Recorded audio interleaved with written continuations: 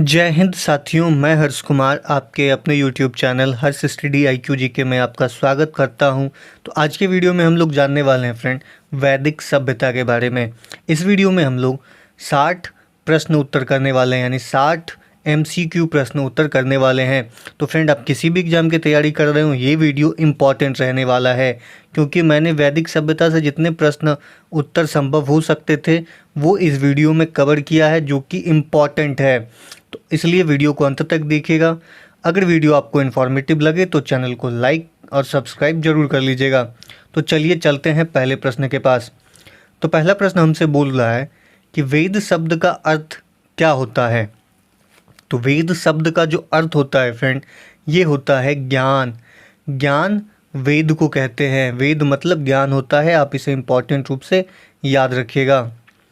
Next है कि वैदिक काल कब से कब तक माना गया है, यानी वैदिक काल जो है कब से कब तक का काल को वैदिक काल कहा जाता है।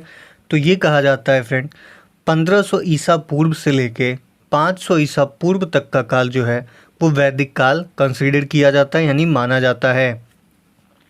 तो आपको बता दें कि प्राचीन भारत में सिंधु घाटी सभ्यता के पश्चात जिस नवीन सभ्यता का विकास हुआ है उसे ही वैदिक सभ्यता कहते हैं, यानी कि सिंधु घाटी सभ्यता के बाद वैदिक सभ्यता का ही विकास हुआ है।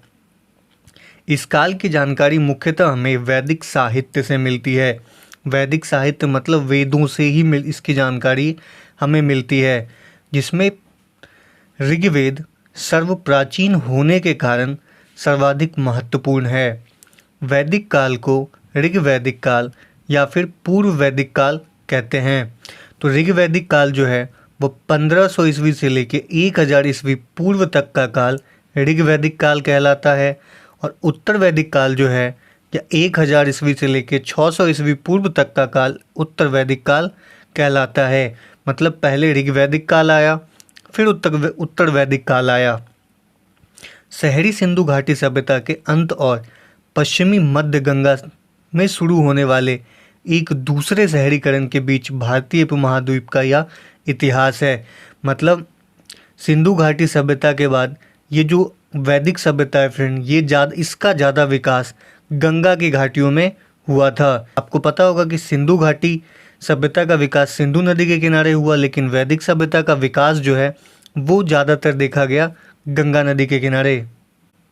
अगला प्रश्न है सबसे पुराना वेद कौन सा है। तो मैंने अभी तुरंत बताया आपको कि सबसे पुराना वेद जो है फ्रेंड वह ऋग्वेद है।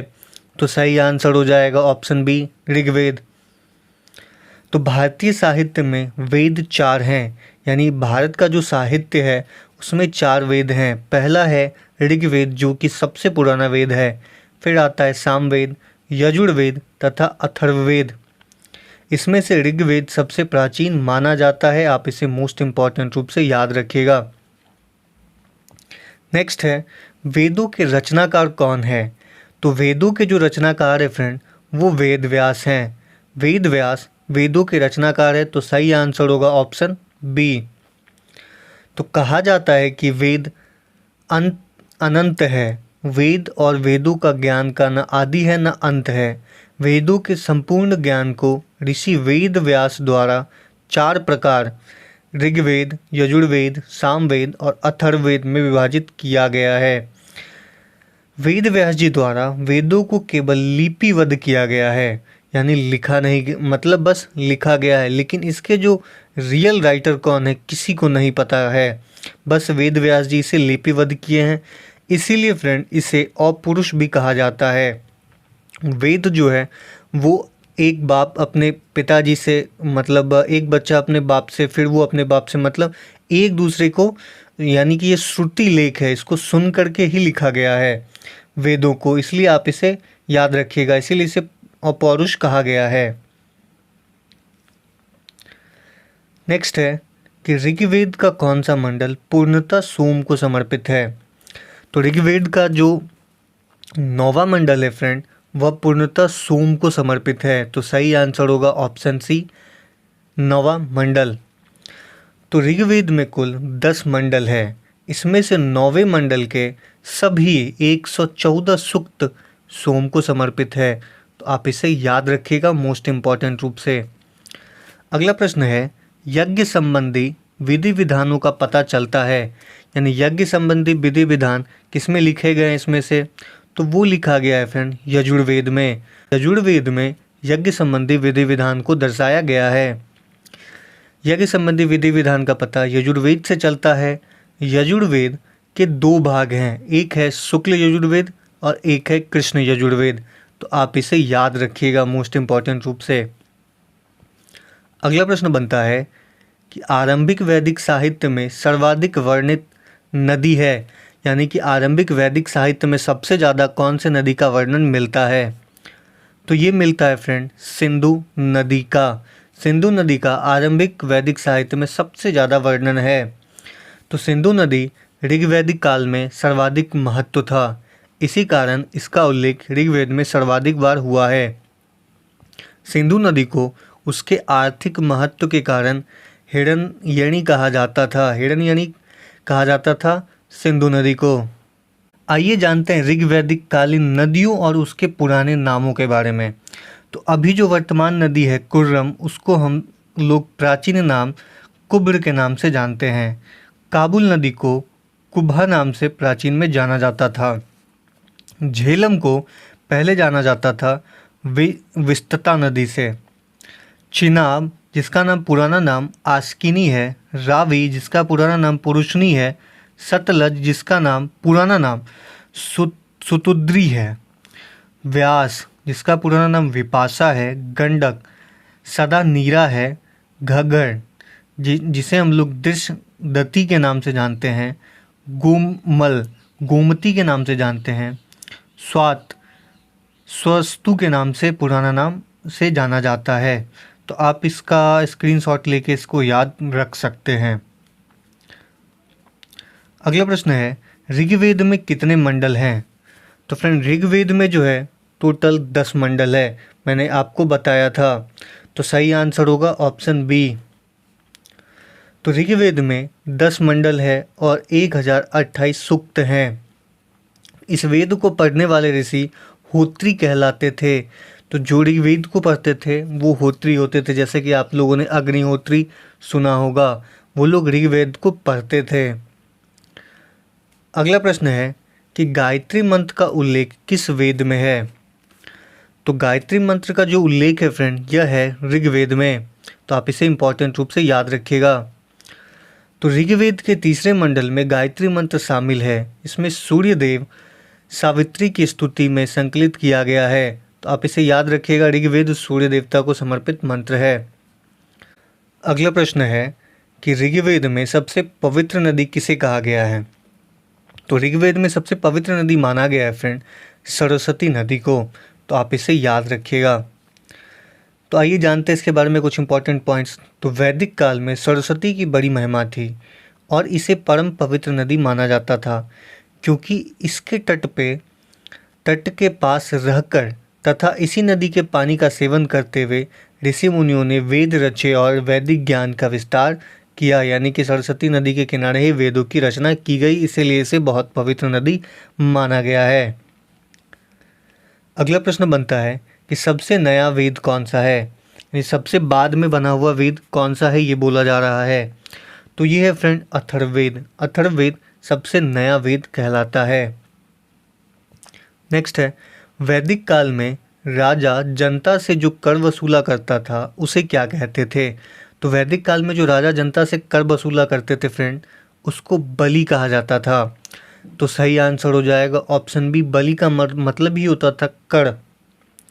तो प्रारंभिक काल में राजा अपनी प्रजा से नियमित रूप से कर वसूला करता था। करों को बलि कहा जाता था और इसमें किसी व्यक्ति के 1/6 कृषि उपज या फिर मवेशी शामिल होते थे। अगला प्रश्न बनता है, सत्यमेव जयते कहाँ से लिया गया है? तो सत्यमेव जयते जो है फ्रेंड ये लिया गया है मुंडोपनिषद से। सत्यमेव जयते मुंडोपनिषद से लिया गया है, आप इसे मोस्ट इंपॉर्टेंट रूप से याद रखिएगा। सत्यमेव जयते जिसका अर्थ है सत्य अकेला विजय, प्राचीन भारतीय धर्म ग्रंथ मुंडक उपनिषद का एक मंत्र है। मुंडका उपनिषद का एक प्राचीन सांस्कृतिक वैदिक ग्रंथ है जो अथर्ववेद के अंदर सन्निहित है। भारत की स्वतंत्रता के बाद सत्यमेव जयते को भारत का राष्ट्रीय आदर्श वाक्य के रूप में अपनाया गया है। तो आप याद रखिएगा कि भारत का जो राष्ट्रीय आदर्श वाक्य है उसे हम लोग सत्यमेव जयते के नाम से जानते हैं। अगला प्रश्न है, ऋग्वेद में किसका उल्लेख है? तो ऋग्वेद में फ्रेंड मंत्रों का उल्लेख है। ऋग्वेद में मंत्रों का उल्लेख है। तो ऋग्वेद की ऋचाओं में देवताओं की प्रार्थना, स्तुति और देवलोकों में उसकी स्थिति का वर्णन है। इसमें जल चिकित्सा, वायु चिकित्सा और सौर चिकित्सा, मानस चिकित्सा और हवन द्वारा चिकित्सा आदि की भी जानकारी मिलती है। ऋग्वेद में च्यवन ऋषि को पुनः युवा करने की कथा भी मिलती है। अगला प्रश्न है, सामवेद में किसका उल्लेख है? तो फ्रेंड्स सामवेद में मिलता है संगीत। संगीत मिलता है सामवेद में। तो सामवेद से तात्पर्य है कि वह ग्रंथ जिसमें मंत्र गाए जाते हैं और जो संगीतमय हो। यज्ञ, अनुष्ठान और हवन के समय ये मंत्र गाए जाते हैं। इसमें से यज्ञ अनुष्ठान के उद्वत वर्ग के उपयोगी मंत्रों का संकलन होता है। इसका नाम सामवेद इसीलिए पड़ा क्योंकि इसमें गायन पद्धति की निश्चित मंत्र ही है। अगला प्रश्न बनता है कि ऋग्वेद में कुल ऋचाओं यानी कि मंत्रों की संख्या कितनी है? तो फ्रेंड ऋग्वेद में जो मंत्रों की संख्या है वह है 10,600 मंत्र हैं ऋग्वेद में। अगला प्रश्न बनता है कि भारतीय संगीत का जनक किस वेद को कहते हैं? तो भारतीय संगीत का जो जनक है, मैंने अभी आपको बताया कि ये है फ्रेंड सामवेद। सामवेद भारतीय संगीत का जनक कहा जा सकता है। अगला प्रश्न बनता है, यजुर्वेद में किसका उल्लेख है? तो फ्रेंड ये यजुर्वेद है, उसमें उल्लेख है कर्म कांडों का। तो आप इसे याद रखिएगा। तो वैदिक साहित्य में ऋग्वेद व सामवेद के पश्चात यजुर्वेद का स्थान है। इस प्रकार यजुर्वेद में उन गद्यात्मक मंत्रों का संग्रह है जिसका प्रयोग यज्ञ के अवसर पर किया जाता है। जिस प्रकार ऋग्वेद के मंत्रों के विषय में विभिन्न देवताओं की स्तुति करना है, उसी प्रकार यजुर्वेद में मंत्रों का विषय इन देवताओं के लिए यज्ञ को संपन्न करना है। तो यजुर्वेद के जो मुख्य देवता हैं फ्रेंड वह कौन है आपको हम बताते हैं। तो आपके लिए ये भी इम्पॉर्टेंट है कि यजुर्वेद के मुख्य देवता कौन हैं। तो अग्नि, वायु, आदित्य, प्रजापति आदि इसके प्रमुख देवता हैं। अगला प्रश्न है, अथर्ववेद में किसका उल्लेख है? अथर्ववेद में उल्लेख है फ्रेंड रोग निवारक व जादू टोना का। ये अथर्ववेद में इसका उल्लेख मिलता है। तो अनेक प्रकार की चिकित्सा, आइए जानते हैं अथर्ववेद के बारे में। तो अनेक प्रकार की चिकित्सा पद्धति का वर्णन अथर्ववेद में है। अथर्ववेद गृहस्थ आश्रम के अंदर पति पत्नी के कर्तव्य तथा विवाह के नियम, मान मर्यादा का उत्तम विवेचना करता है। अथर्ववेद में ब्रह्मा की उपासना संबंधी बहुत से मंत्र हैं। तो अथर्ववेद के देवता कौन है ये भी जान लेते हैं। तो अथर्ववेद के देवता जो हैं वो हैं वाशुपति, पर्जन्य, आप, इंद्र, बृहस्पति, पूषा, विद्युत, यम, वरुण, सोम, सूर्य, ये सभी इसके प्रमुख देवता हैं। मतलब इसमें प्रकृति, यहाँ पे जो भी आप देखोगे ये सभी प्रकृति के देवता हैं। अगला प्रश्न है, उपनिषदों की संख्या कितनी है? तो फ्रेंड उपनिषदों की संख्या जो है वो 108 है। तो सही आंसर हो जाएगा ऑप्शन सी 108। अगला प्रश्न है, उपनिषदों को अन्य किस नाम से जाना जाता है? तो उपनिषद को अन्य नाम है वेदांत। वेदांत उपनिषदों का दूसरा नाम है। अगला है, वेदांगों की संख्या कितनी है? तो वेद अंगों की संख्या है फ्रेंड 6। तो सही आंसर आप याद रखिएगा। तो ये 6 वेदांत हैं, शिक्षा, कल्प, व्याकरण, ज्योतिष, छंद और निरुक्त। ये 6 वेदांग हैं। शिक्षा, इसमें वेद मंत्रों के उच्चारण करने की विधि बताई गई है। नेक्स्ट है पुराणों की संख्या कितनी है। तो फ्रेंड पुराणों की जो संख्या है वह है 18। वेद की संख्या 4, पुराण 18। आप इसे याद रखिएगा। अगला प्रश्न है वैदिक आर्य का मुख्य भोजन क्या था। तो वैदिक आर्य जो हुआ करते थे उसका मुख्य भोजन था दूध और इसके उत्पादक। दूध और इसके उत्पादक वैदिक आर्यों का मुख्य प्रमुख रूप से भोजन था। अगला प्रश्न बनता है कि वैदिक लोग द्वारा किस धातु का प्रयोग सबसे पहले किया गया। तो वैदिक लोगों के द्वारा जिस धातु का सबसे पहले प्रयोग किया गया फ्रेंड वो किया गया तांबा का। अगला प्रश्न बनता है कि उपनिषद क्या है। तो उपनिषद जो है फ्रेंड यह हिंदू दर्शन का स्रोत है। उपनिषद, तो उपनिषद हिंदू दर्शन का स्रोत है, तो आंसर हो जाएगा डी। तो उपनिषद का साधारण अर्थ है समीप या उपवेशन या समीप बैठना, यानी कि ब्रह्म विद्या की प्रगति के लिए शिष्य को गुरु के पास बैठना। मनुष्य को अपने जीवन का वास्तविक ज्ञान हो, वह ज्ञान जान सके कि उसका जन्म का उद्देश्य क्या है, यह उपनिषद का साधारण सा मतलब है। अगला प्रश्न है कि आर्यन जनजातियों की पराधीनतम बस्ती कहाँ है।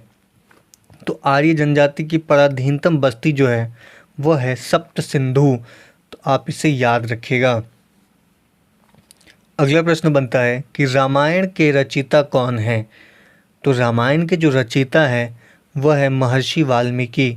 तो सही आंसर है ऑप्शन बी। तो महर्षि वाल्मीकि रामायण के रचयिता हैं। नेक्स्ट है कि रामायण में कितने कांड हैं। तो फ्रेंड रामायण में 7 कांड हैं। तो सही आंसर है ऑप्शन सी 7। रामायण में 7 कांड हैं। तो आपको बताते ये कौन कौन सा कांड है। तो पहला है बाल कांड, फिर है अयोध्या कांड, फिर है अरण्यक कांड, फिर है किष्किंधा कांड, सुंदर कांड, लंका कांड, युद्ध कांड और सबसे बाद में जोड़ा गया जो है वह है उत्तरकांड। ये महर्षि वाल्मीकि जी द्वारा नहीं लिखा गया है उत्तरकांड, ये बाद में किसी और ऋषि द्वारा ये जोड़ा गया उत्तरकांड है। नेक्स्ट है किसी वैदिक ग्रंथ में वर्ण शब्द का सर्वप्रथम नामोल्लिखित मिलता है। तो किस वैदिक ग्रंथ में वर्ण शब्द का सर्वप्रथम उल्लेख मिलता है फ्रेंड। तो ये मिलता है आपको ऋग्वेद में। ऋग्वेद में सबसे पहले वर्ण शब्द का प्रयोग मिलता है। आपको बता दें कि वर्ण शब्द का सर्वप्रथम उल्लेख ऋग्वेद में तो मिलता ही है। ऋग्वेद में वर्ण शब्द रंग के अर्थ में तथा कहीं कहीं व्यवसान चयन के अर्थ में प्रयुक्त हुआ है। आर्यों को गैर वर्ण तथा दासों को आर्यों को गौर वर्ण यानी कि गोरा वर्ण का तथा कृष्ण को दासों को कृष्ण वर्ण का कहा गया है। ऋग्वेद के 10वें मंडल के पुरुषोत्तक में सर्वप्रथम शूद्र शब्द मिलता है। तो आप इसे याद रखिएगा। अगला प्रश्न है निम्नलिखित वैदिक देवताओं में किसे उसका पुरोहित माना जाता है, यानी कि देवताओं का पुरोहित किसे माना जाता है। तो ये माना जाता है फ्रेंड बृहस्पति को। बृहस्पति को देवताओं का पुरोहित माना जाता है। नेक्स्ट है वैदिक काल में निष्क किस अंग का आभूषण था। जो निष्क था फ्रेंड ये आभूषण हुआ करता था गला का। तो सही आंसर हो जाएगा ऑप्शन बी। तो ऋग्वैदिक काल में निष्क गले में पहनने वाला एक प्रकार का हार था। साथ ही निष्क वैदिक काल में विनिमय का एक माध्यम भी था। तो आप इसे याद रखिएगा। नेक्स्ट है उत्तर वैदिक काल में निम्नलिखित में से किसको आर्य संस्कृति का धुर समझा जाता था। यानी आर्य संस्कृति का जो धुर यानी बोले गढ़ समझा जाता था, वो समझा जाता था फ्रेंड कुरु या फिर कहे कुरु और पांचाल को। ये आर्य संस्कृति का गढ़ माना गया है। तो उत्तर वैदिक काल में नगरीकरण की प्रक्रिया आरंभ हो चुकी थी। कुरु पांचाल इस समय के प्रमुख नगर बन गए थे तथा ये नगर उत्तर वैदिक सभ्यता के मुख्य केंद्र या फिर कहे धुर या फिर हम लोग हब कह सकते हैं बन गए थे। नेक्स्ट है गोत्र शब्द का प्रयोग सर्वप्रथम हुआ था। तो फ्रेंड ये गोत्र शब्द का प्रयोग सर्वप्रथम जो हुआ था वो हुआ था ऋग्वेद में। ऋग्वेद में गोत्र शब्द का सर्वप्रथम प्रयोग किया गया। अगला प्रश्न बनता है कि पूर्व वैदिक आर्यों का धर्म प्रमुखता था। तो यानी कि धर्म जो उसका प्रमुखता रूप से था वो था फ्रेंड प्रकृति की पूजा करना और भक्ति करना। ये प्रमुख धर्म था पूर्व वैदिक आर्यों का। तो पूर्व वैदिक आर्यों का धर्म मुख्यतः प्रकृति पूजा करना, यज्ञ पे आधारित था। भक्ति तथा मूर्ति पूजा का जो उदय है फ्रेंड ये मौर्योत्तर काल में हुआ। यानी ये जो हम लोग मूर्ति पूजा करते हैं वो मौर्योत्तर काल में यानी मौर्य काल के बाद मूर्ति बनना शुरू हुआ। नेक्स्ट है ऋग्वेद काल में जनता निम्न में से मुख्यतः किस में विश्वास करती थी। ऋग्वेद काल में जनता किस पे विश्वास करती थी ये पूछ रहा है। तो ये विश्वास करती थी बलि तथा कर्मकांड पे। तो ऋग्वेद काल के लोग प्रकृति की भक्ति, वैदिक देवता एवं देवियों की प्रार्थना किया करता था, जिसमें यज्ञ बलि के कुछ कर्मकांड निहित थे। इसी में विश्वास किया करते थे। अगला प्रश्न बनता है कि प्राचीन काल में आर्यों के जीविकोपार्जन का मुख्य साधन था। यानी आर्य लोग अपना जीविकोपार्जन कहाँ से किया करते थे, तो वो किया करते थे फ्रेंड कृषि से। तो आर्य संस्कृति मूलतः पशुपालन और कृषिक संस्कृति रही है। ऋग्वेद में कई मंत्रों में कृषि तथा उसके कार्यपालकों का वर्णन मिलता है। अच्छी कृषि के लिए वर्षा की कामना की गई है तथा पशुओं को चराने वाले, पालने तथा अनेक स्थानों का वर्णन है।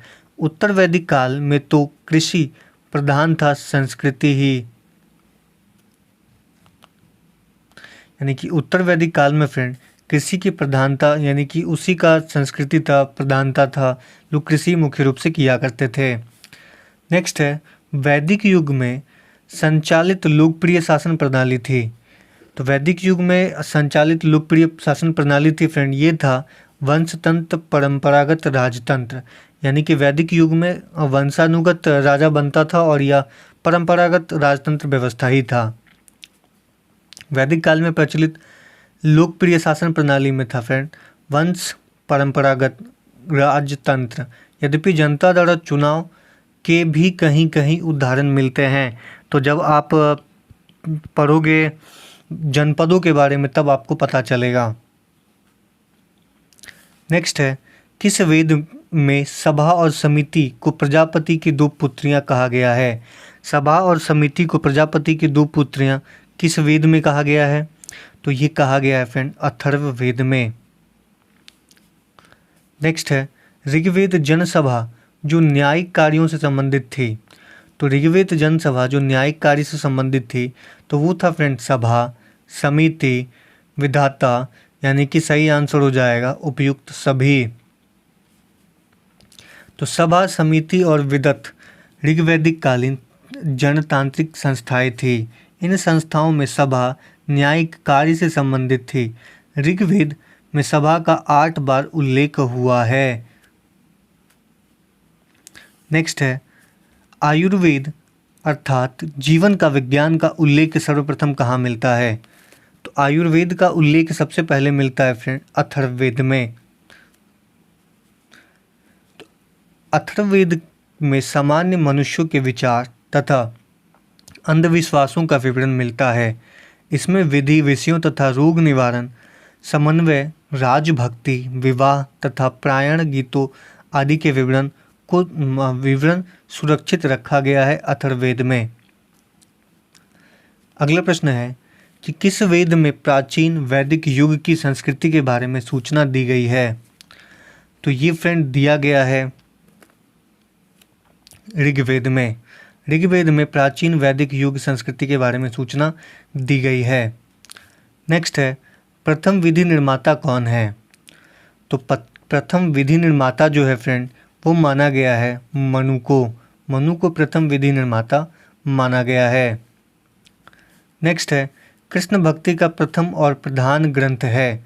कृष्ण भक्ति का प्रथम और प्रधान ग्रंथ है यह है फ्रेंड श्रीमद् भागवत गीता।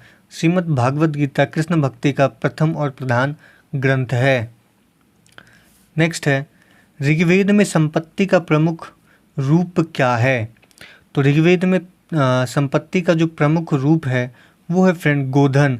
आपको पता होना चाहिए कि आर्य लोग जो थे वो गौ पूजा किया करते थे और गौ को ही वो अपनी संपत्ति माना करते थे।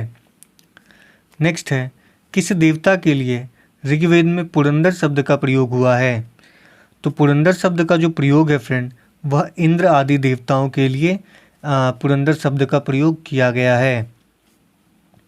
नेक्स्ट है, असतो मां सद्गमय कहाँ से लिया गया है? तो ये असतो मां सद्गमय जो है यह लिया गया है ऋग्वेद से। तो आप इसे इम्पॉर्टेंट रूप से याद रखिएगा। नेक्स्ट है, वेदों को अपौरुषीय क्यों कहा गया है? तो मैंने आपको बताया था शुरू में ही कि वेदों को अपौरुषीय क्यों कहा गया है। तो इसका सही आंसर है फ्रेंड, क्योंकि वेदों की रचना देवताओं द्वारा की गई है। और इसका एक और कारण है, क्योंकि वेदों को सुन के ही लिखा गया है। मान लो कि एक पिता अपने पुत्र को सुनाया, फिर वो अपने पुत्र को सुनाएगा, ऐसे ही करके वो आगे तक चला है। और वेद व्यास जी वही सुने हुए को सही रूप से लिपिबद्ध किए हैं। नेक्स्ट है, प्रसिद्ध दास राजाओं का युद्ध दसराज युद्ध किस नदी के तट पे लड़ा गया? तो ये मोस्ट इम्पॉर्टेंट है, इसको डबल स्टार मार्क कर लीजिएगा और इसे याद कर लीजिएगा। ये जो दसराज युद्ध है ये कहाँ लड़ा गया? तो दसराज युद्ध जो है ये पुरुषणी में लड़ा गया। पुरुषणी नदी के किनारे दसराज युद्ध लड़ा गया। नेक्स्ट है, धर्मशास्त्रों में भू राजस्व की दर क्या थी? मैंने आपको बताया कि जो बलि प्रथा थी उसमें कितना कर लिया जाता था, तो वो लिया जाता था फ्रेंड 1/6 हिस्सा। तो सही आंसर हो जाएगा ऑप्शन सी 1/6 हिस्सा। नेक्स्ट है, किस काल में अछूत की अवधारणा स्पष्ट रूप से उदित हुई? तो धर्मशास्त्र काल में, यानी कि उत्तर वैदिक काल के बाद अछूत की अवधारणा मुख्य रूप से क्या बोलते हैं, उदित हुई।